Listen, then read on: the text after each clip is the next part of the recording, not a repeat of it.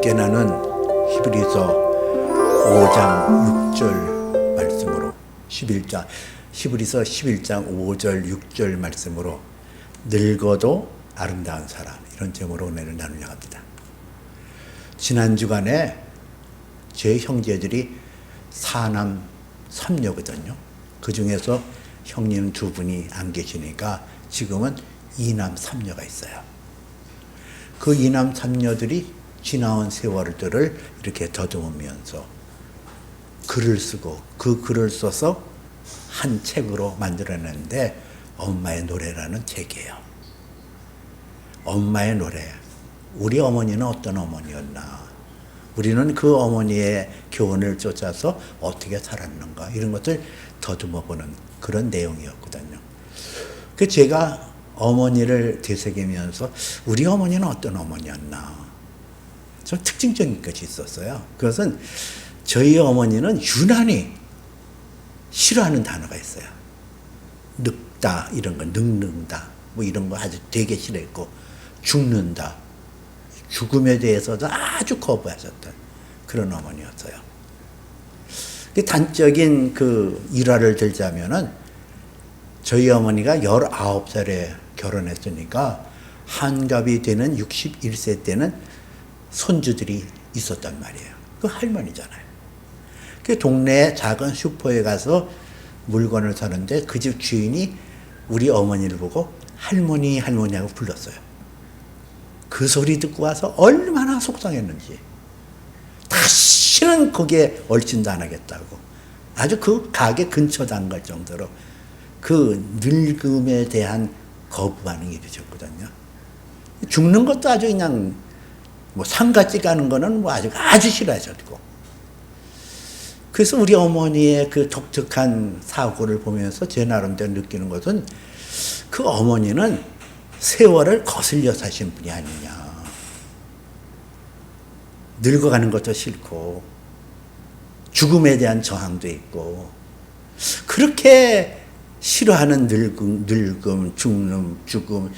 근데 이것을 이기지 못하고 63세에 참 그 젊은 나이 아니에요. 63세면 그 나이에 세상을 떠났어요. 그러나 믿음대로 하나 성취된 게 있어요.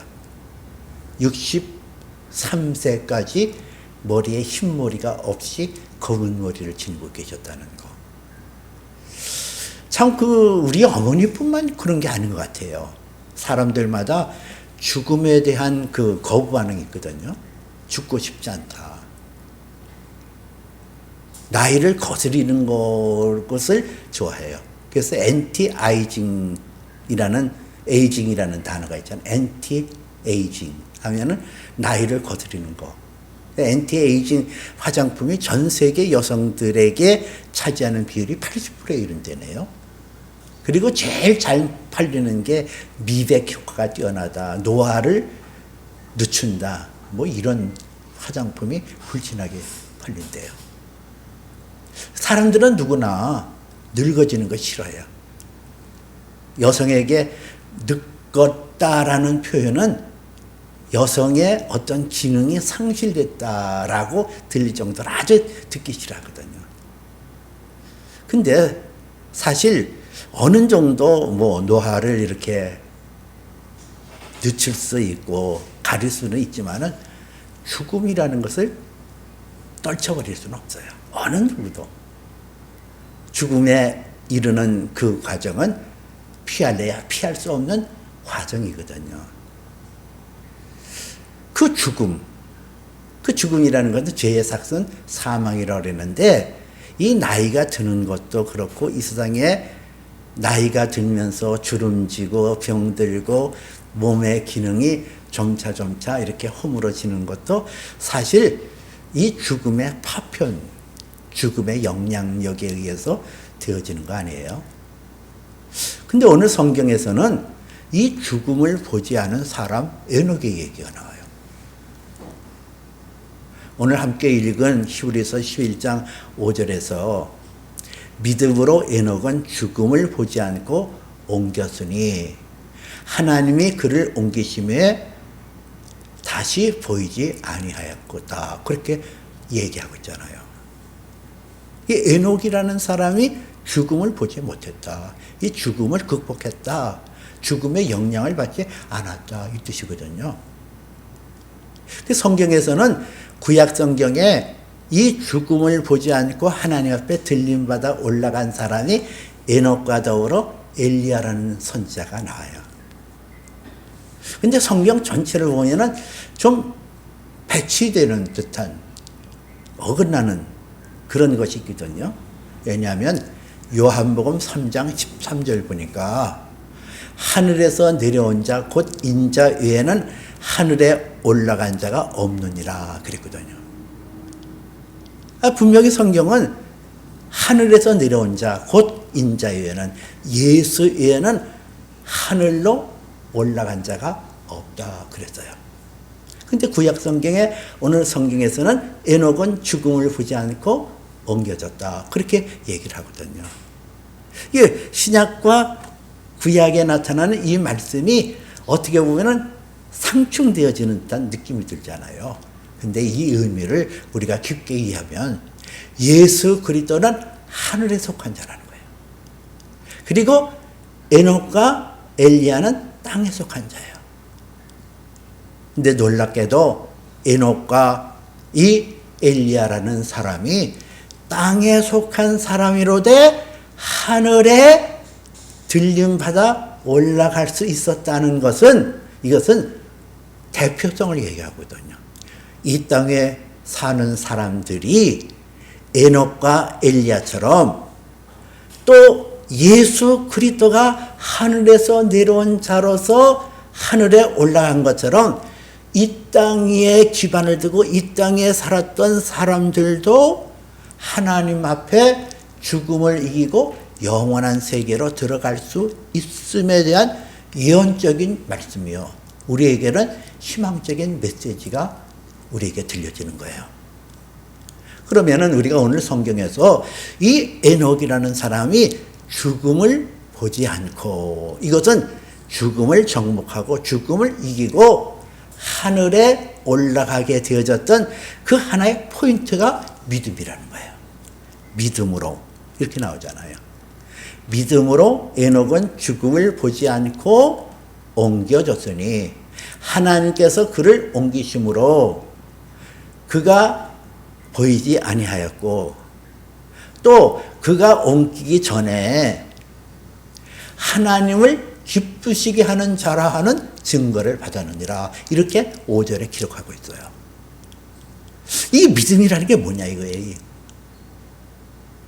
어떤 믿음을 갖고 있길래, 에녹이라는 사람이 어떤 믿음을 갖고 있길래 그 죽음을 보지 않고 하늘에 올라가게 되어졌는가. 그에 대한 근거는 구약성경 창세기 5장 24절에 기록하고 있어요. 에녹이 하나님과 동행함으로 하나님께서 그를 데려가심으로 세상에 있지 아니하였더라 하는 말씀이 나오거든요. 이 동행이라는 단어가 나오잖아요. 동행. 에녹이 하나님과 동행함으로 하나님이 그를 데려가심으로 세상에 있지 아니하니라 그렇게 나오거든요. 이 동행, 하나님과 함께, 하나님과 교제, 하나님과 코이노니아, 하나님과 친밀한 교제를 나눴다는 거예요. 그 하나님과 교제를 나누고 하나님과 친밀한 관계를 유지했던 그 에녹이라는 사람이 어떤 계기에 의해서, 어떤 무엇으로 인해서 그가 하나님과 동행하게 되었나, 거기에 대한 내용을 창세기 5장 22절에서는 이렇게 얘기를 해요. 무두셀라를 낳은 후 하나님과 동행하며 자녀를 낳았으며 이렇게 나오거든요. 무두셀라를 낳은 후에, 이 무두셀라는 에녹의 나이 65세에 그 아들이 출산을 했는데 그 아들의 이름이 무두셀라예요. 그러면은 오늘 성경에서 가르쳐주는 내용 중에 무두셀라를 낳기 전에는 이 에녹이라는 사람이 하나님과 동행하지 아니했다는 얘기예요. 무두셀라는 사람이 어떤 사람이길래 그가 나온 후에 하나님과 동행하게 되었을까? 하나님과 친밀한 관계를 맺게 되었을까? 그 무드셀라라는 뜻은 히브리 말로 그가 죽으면 심판이 온다라는 뜻이 있고, 또 하나의 뜻은 창을 잡은 자, 이런 뜻이 있어요. 그래서 이 무드셀라와 에녹의 믿음의 관계를 설명하는 내용이 뉴베리라는 신학자가 이렇게 얘기를 했어요. 그 뉴베리는 이 무드셀라와 에녹과의 연관성을 가지고 얘기하는 중에서 이 그림 같은 얘기를 했거든요. 어떤 그 도성에 그 성을 지키는 무드셀라, 창을 잡은 자가 있었다는 얘기예요.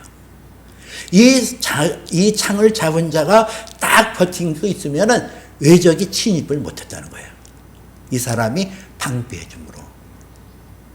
그래서 이 적이 그 사람들이 살고 있는 도성을 허무는 데 있어서 저놈만 없애면 우리가 능히 저 성을 우리가 점령할 수 있을 텐데, 이렇게 얘기를 했나요? 그건 역으로 그 무드셀라라는 창을 잡은 자가 죽게 되어지면 그 성이 멸망하게끔 된다는 거예요. 근데 에녹이라는 사람이 이 무드셀라라는 이름을 하나님께서 지어줌으로 무드셀라가 죽으면은 너희에게 심판이 많다. 하나님이 엄청난 심판으로 그들을 멸절한다. 이 소식을 에녹이 들은 거예요. 이 에녹이 하나님의 경고를 아주 무겁게 받아들였어요. 하나님이 심판의 때가 있다. 그때에 하나님께서 그들을 징계하실 거고 그들을 멸할 것이다. 여기에 대해서 경각심이 일어난 거예요. 무드셀라가 무드셀라의 출생을 통하여 에녹이 심령에 경각심이 일어난 거예요. 하나님의 심판이 있다. 그 심판대 앞에 내가 어떻게 설 것이냐. 이게 종교개혁자들이 얘기하는 코람데오 정신이거든요. In front of God. 하나님 목전에서 내가 어떤 자세로, 어떤 모습으로 서 있어야 내가 그 심판을 면하고 하나님 앞에 갈 수 있을까. 그러니까 날마다 깨어 있으면서 그 하나님과 교제를 나누고 하나님과 깊은 단계를 유지했다는 거예요. 이 무드셀라의 나이는 969세까지 살았거든요. 그 969세 때에 노아의 홍수가 일어났어요. 그런데 이 무드셀라는 이 에녹은 무드셀라를 낳은 후 300년을 하나님과 동행하며 자녀를 낳으며 이렇게 얘기를 해요. 300년을. 그리고 이 에녹의 나이 365세를 일기로 세상을 떠났거든요. 근데 우리가 생각할 때에 이 에녹이라는 사람이 무슨 특별하게 어떤 경건을 가지고 무슨 하나님과 교제를 나누면 깊은 산 속에 들어가서 하나님과 독대하고 하나님을 향해서 그렇게 생각할 수 있지만은 성경 그렇게 얘기하고 있잖아요. 무드셀라를 낳은 후 창세기 5장 22절에 무드셀라를 낳은 후 300년을 하나님과 동행하며 자녀를 낳으며 뭘 말해요? 부부관계도 했다는 얘기예요. 부부관계도. 나는 거룩하니까 무슨 잠자리 나 그런 거 안 해. 나 그러지 않았다는 거예요. 일상적으로 다른 사람들이 하는 것처럼 아내와 더불어 생활도 하고, 그리고 그러한 관계를 통해서 자녀를 낳으면서 자녀도 양육하는 일상생활을 했다는 거예요. 근데 그 믿음이 하나님을 기쁘시게 하는 증거를 받았느니라 그랬거든요. 자, 이 에녹이라는 사람이 하나님 앞에 죽음을 보지 않고 옮기게 되어졌던 그 중요한 포인트는 믿음인데, 그 믿음이 하나님을 기쁘시게 하는 증거를 받았다고 그랬어요. 어떤 모습을 가졌기에 그 에녹이라는 사람이 죽음을 보지 않고 이기는 승리의 삶을 가지면서 하나님 앞에 올림을 받았을까? 오늘 히브리서 11장 6절에서는 이렇게 말하고 있거든요. 믿음이 없이는 하나님을 기쁘시게 못하나니 하나님께 나가는 자는 그가 반드시 계신 것과 또한 그가 자기를 찾는 자들에게 상 주시는 자이심을 믿어야 할지니라 그랬어요. 여기 보니까 하나님이 기뻐하는 믿음이 있대요. 그 믿음이 뭐냐면은 하나님께 나가는 자는 그가 반드시 계신 것과 이 계신 것이라는 단어를 보니까 영어 성경에 exist라는 단어를 썼더라고요. 존재한다, 살아있다 이 뜻이에요. 존재한다, 살아있다. 그러면은 하나님이 반드시 계신 것을 이 에녹은 기억했다는 거예요. 하나님과 동행함으로 하나님의 존재를 그는 어떻게 인식했을까? 이게 동행의 키포인트거든요. 그냥 동행하는 게 아니라 하나님을 의식했다는 거예요. 인식했다는 거예요. 그의 존재를, 그의 존재, 그가 exist, 그가 존재하는 실제를 그는 명확하게 마치도 그 하나님이 내 안에 내가 그 하나님 앞에 있어서 일체가 되어지는 것을 확연하게 에녹은 누리며 느끼고 인정하고 살았다는 거예요. 이게 하나님을 기뻐하는 믿음이 되었다는 거예요. 여러분은 하나님을 어떻게 느끼시나요? 뭘 가지고 하나님이 살아계시다라고 여러분 믿어요? 눈으로 보셨어요? 그 하나님의 음성을 귀로 들었나요? 그 하나님을 만져봤나요? 아니, 뭘 가지고 하나님이 살아계시다. 성경에 나왔으니까 그래요. 믿음 참 좋아요. 예, 맞아요. 성경에 하나님에 대해서 얘기하니까 하나님이 계신 것을 우리가 믿어요. 그 믿음 좋아요. 보지 않고 믿는 자가 더 복되다 그랬잖아요. 근데 에녹이 갖는 믿음이 있어요. 그 믿음은 하나님을 실제로 경험하며 실제로 누리며 실제적으로 하나님과 함께 with God, 하나님과 함께 했던 것이 에녹의 믿음이었거든요.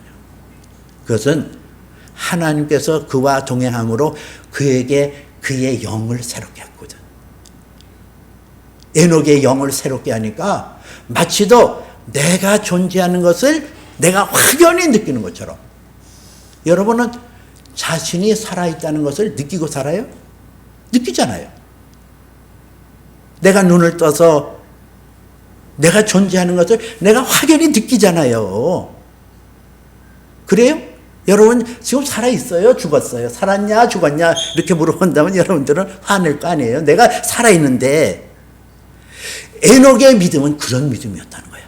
내가 존재하는 것처럼, 내가 실제하는 것처럼, 내가 명확히 내 눈이 있고 귀가 있고 내 감정이 있고 생각이 있고 나의 모든 것이 생생하게 살아있는 것처럼 하나님은 그런 분이시다. 의식적으로 하는 게 아니라 실제로 그런 하나님을 누리고 살았다는 거예요. 이게 왜 중요하냐? 하나님이 어디 저만치 구만이 청천에 있는 그런 분이 아니라 하나님이 내게 내 삶 속에 그분이 깊숙이 관여해서 나를 보고 계시고 나를 지키시고 계시다. 그러니까 이 에녹이라는 사람은 얼마나 두렵고 떨렸겠어요. 하나님이 내 삶을 보신다. 내 생각을 통찰하신다. 나의 일거수일투족을 그 하나님이 보고 계시다. 그 하나님이 평가하고 계시다. 여러분 그럴 때 참 힘들잖아요. 누구로부터 감시를 당하고 있다.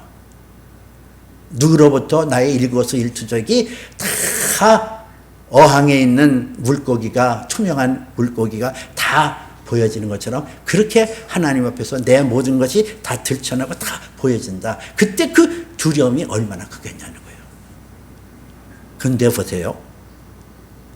여기서 보니까 하나님, 그가 반드시 계신 것과 또한 그가 자기를 찾는 자들에게 상 주시는 자이심을 믿어야 할지니라 그랬거든요.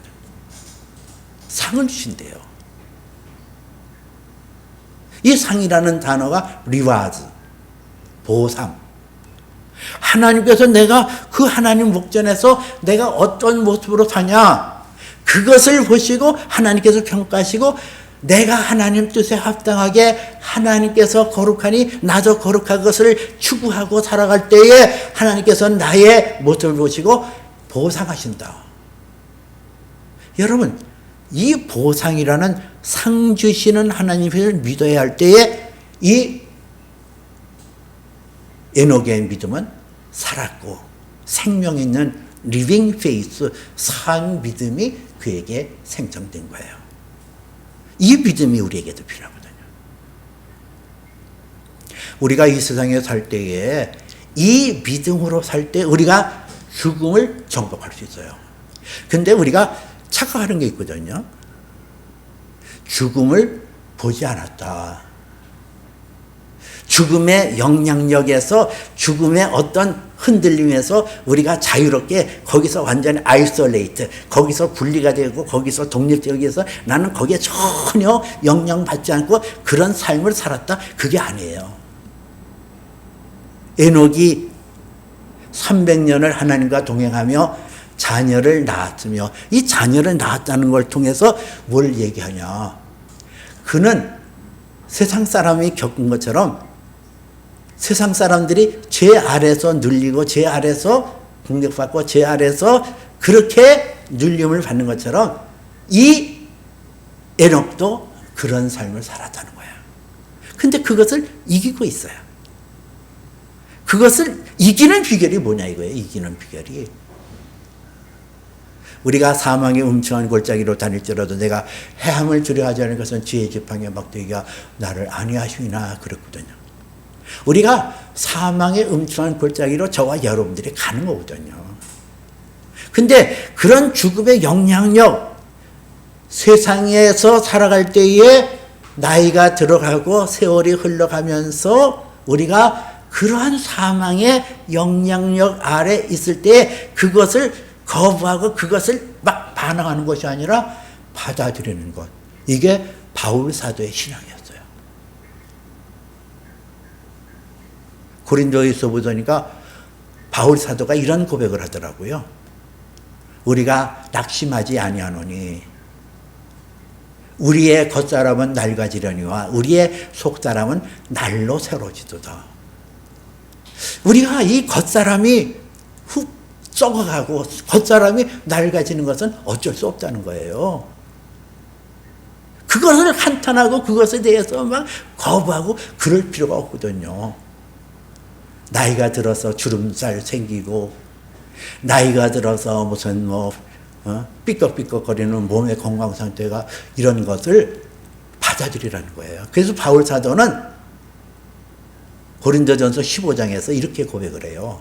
형제들아, 내가 그리스도 예수 우리 주 안에서 가진 바 너희에 대한 자랑을 가지고 단언하노니 나는 날마다 죽노라 그랬어요.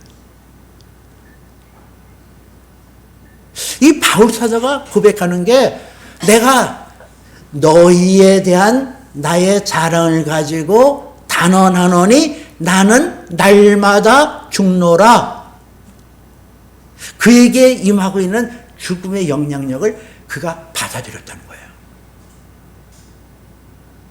이 바울이라는 분은 여러분도 알다시피 고질병이 있었거든요. 심한 안질도 있었고 간질병도 있고 막 설교하다가 어느 날 갑자기 계급형가 쓰러지기도 하고. 그뿐만 아니에요. 내적으로는 심한 질병에 의해서 육체의 가시라고 그러고 사단이 주는 그런 가시라고 하는 그런 질병도 있었고, 동족에 의해서 40대에서 하나 가만 39대에 태장을 맞아서 죽음의 큰 위경을 5번이나 넘겼고, 로마인들에게 잡혀서 세 번에 걸쳐서 그런 모진 태장을 맞기도 했고, 남판 배에서 죽을 뻔한 적도 3번이나 있었고, 밤낮을 가리지 않은 그 배에서 흔들리는 절망 속에서 있었고, 돌에 맞아 죽을 뻔도 하고. 참이에요. 이게 조금 이게. 아니 어떻게 그 바울 사도는 그런 인생을 살았을까? 그런 인생을 살면서 바울이 빌립보 교인들에게 하는 권면이 있어요. 빌립보서 4장 4절에 보니까 주 안에서 항상 기뻐하라. 다시 말하는 기뻐하라. 이 말은 나는 기뻐하지 않고, 지금 이게 감옥에서 얘기하는 거거든요. 그 감옥이라는 것이 무슨 좋은 감옥 아니에요. 지하에 음습하고 손발이 묶일 수도 있고 그런 열악한 환경 속에서 나는 지금 슬픔에 겨워서 나는 고통 있는 환경이지만 그러나 너는 기뻐하라. 그게 아니라 바울 사도는 실제로 자기가 기뻐하는 것을 가지고 교인들에게 주 안에서 항상 기뻐하라. 다시 말하니 기뻐하라. 그렇게 얘기를 해요. 야, 이게 진짜 이해하지 못하는 거 아니에요. 여기에 미스터리가 있어요. 여기에 성경의 신비가 있어요. 여기에서 삶에 놀라운 비밀이 있어요. 우리의 겉사람은 낡아지나 우리의 속사람은 날로 새로지는도다. 바울이 이걸 경험한 거예요. 이거를. 그래, 나는 죽음에 넘겨져.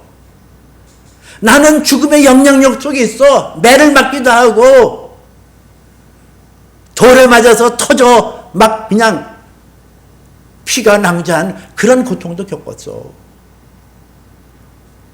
내 몸이 약해서 쓰러지고 곤비암에 이를 적도 있었어. 근데 내 안에 부활의 영 성령이, 내 안에 생명을 주관하시는 주의 성령이 내 안에서 하늘에 속한 생명체로, 하나님의 영광의 생명체로 그렇게 변화되어지는 트랜스포메이션, 내게 변화되어지는 것을 그는 경험했거든요.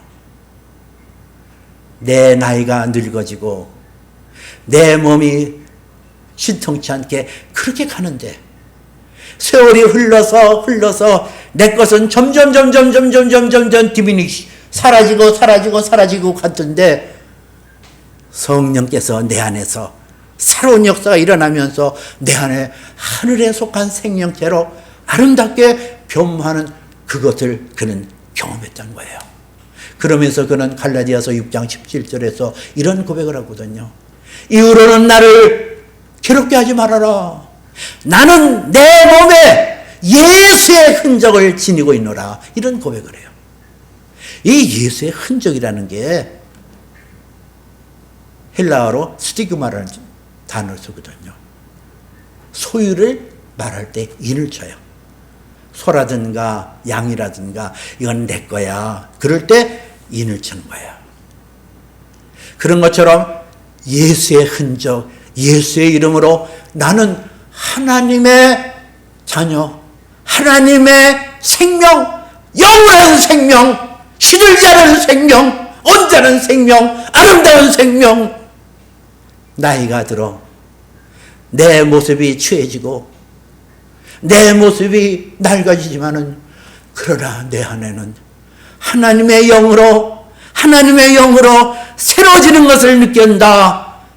예수의 흔적, 예수의 스티그마, 그것이 내 안에 있다.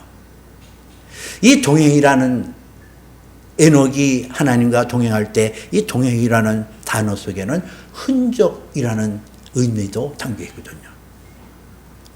에녹이 하나님과 동행하면서 하나님께서 주시는 스티그마, 흔적이 그에게 있어서 그는 하나님을 인하여 기뻐하고 즐거워했어요. 사망의 두려움에서 그는 벗어날 수 있었어요. 그 안에 있는 생명으로. 이것처럼 바울도 그런 생명이 있었기 때문에 나이가 들고 늙어져도 아름다운 사람이 될 수 있었던 거예요. 누가 뭐래도 겉사람 보고 따지는 그게 아니라 하나님이 나를 아름답게 보시는 게, 이 믿음이 우리에게도 중요하거든요. 겉사람을 가꾸는데 힘을 쓰는 것이 아니라 에녹과 같이, 바울과 같이 내 속사람, 영원히 하나님 나라에 거해서 영생을 누리는 그 속사람의 아름다움을 향하여 나가는 그 믿음이 하나님을 기쁘시게 하는 믿음이라는 거예요. 그 전에 한번 코바디스라는 영화를 본 적이 있어요. 네로 황제가 로마를 불사르고 그리고 그 덤튀기를 그리스도인에게 씌워서 원형 경기장에서 사람들을 불러다 놓고 로마 시민권의 시민들에게 구경거리를 삼았잖아요. 그 장면 중에서 그 며칠 동안 굶주린 사자가 으르렁거리면서 포위하면서 사방에서 달려나오는 그런 환경, 이리 찢기고 저리 찢기고 죽어가는 그 환경 속에서 그리스도인들이 하늘을 향하여 찬송을 부르더라고요. 십자가에 매달려 화형에 담아이면서도 그리스도인들이 하늘을 우러러 찬양의 노래를 부르더라고요. 무엇이 그들에게 그런 용기와 그런 모습이 나타났을까? 그들은 비록 사자에게 찢기고 십자가에서 불에 화형을 당해서 죽을지언정 그의 영혼은 너무나 아름다운 모습을 봤어요. 그의 영혼은 얼마나 아름다운가. 소망의 꽃을 지니고 소망의 열정을 지니고 하늘에 속한 자답게 현재의 것에 대해서, 그 죽음에 대해서 두려워하지 않고 그 죽음을 그대로 받아들이는 그들의 모습, 참 그 모습 보면서 가슴이 울컥거리는 감동을 받은 적이 있거든요. 여러분, 그래요. 마태복음에서 나온 대로 몸은 죽이나 영혼은 능히 죽이지 못하는 자들을 두려워하지 말고 몸과 영혼을 능히 지옥에 멸하는 자를 두려워하라 그랬거든요. 이 세상에 내 몸만 죽일 뿐이에요. 내 몸만 사라질 뿐이에요. 내 안에 있는 내 안에 있는 영혼은 우리 주 예수 그리스도의 이름으로 살아있어요. 아무리 나이가 들고 늙어지고 겉사람은 별벌이 없고 겉사람은 낡아지더라도 우리의 속에 있는 이 속사람은 아름답게, 진정 아름답게 바뀌어질 거예요. 이 믿음, 늙어지나 아름다운 사람, 늙어지나 아름다운 사람, 어떤 여건 속에서도 어떤 환경 속에서도 그것에 의해서 영향을 받는 것은 겉사람뿐이에요.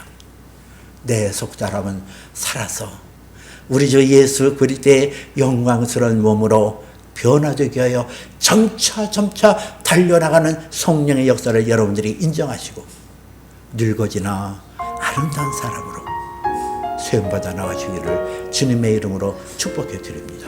기도합니다.